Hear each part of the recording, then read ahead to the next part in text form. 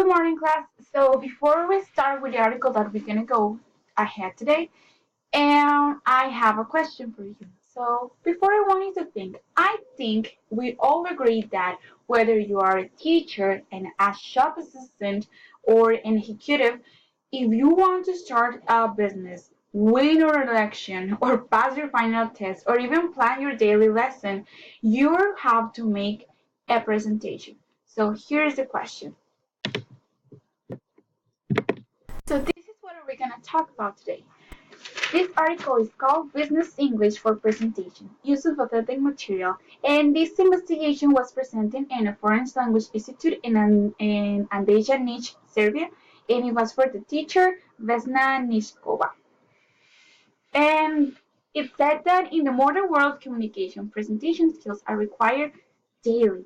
We are all agreed that giving any presentations that work is actually a chance or a promotion, or introducing new ideas. As such, it has to be taken very seriously. So, let's start with the point number one. It said presentation as an essential part of a business world today. The ability of presenting information clearly and effectively is needed if you are to get your message or your opinion clearly. The ideal situation of deliver a presentation in front of an audience that is just listening is to be well informed about the topic and asking the question closely connected to what has been said. Point number two, it said use of authentic material. The author mentioned that the use of authentic material has proven as the most useful means of preparation. But the question is, what is the role of the teacher here? To practice recording the performance, polish the language skills, using authentic materials, and keep track of the time. Here is where we need to provide our students with all those skills. Point number three, who do we present to and how? The participants of this study were asked to prepare a presentation in which they have to decide the aim of the presentation first, then thinking about the who and how. Who am I going to present? Your audience will definitely be mixed, but the important thing here is to care about this audience. It's what we call empathy, understand the audience needs. Then we have the how. Once the students were able to do that, they had to develop one opening, the body, and the key points to enrich this presentation. Point number four, the gap between the written word and pronunciation. While presenting in front of an unknown audience, it is not strange to mispronounce words, even if you are presenting on your mother tongue.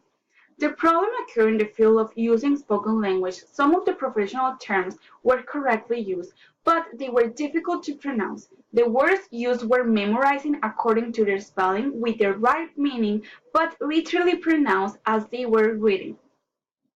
The author mentioned that the most difficult thing was not to learn, but to unlearn and relearn. It took some repetition and practice to achieve a satisfactory level of pronunciation. Point number five. What is the priority? Is it the language or the presentation skills? Although an English teacher in most cases does not want to admit that perfection language skills is not always the primary goal, the presenter can also take advantage of other skills to achieve an effective presentation. Since the presentations were not in English language in specific or linguistics, they focused on their classes on presentation skills and noticed the students infuse more joy into his work.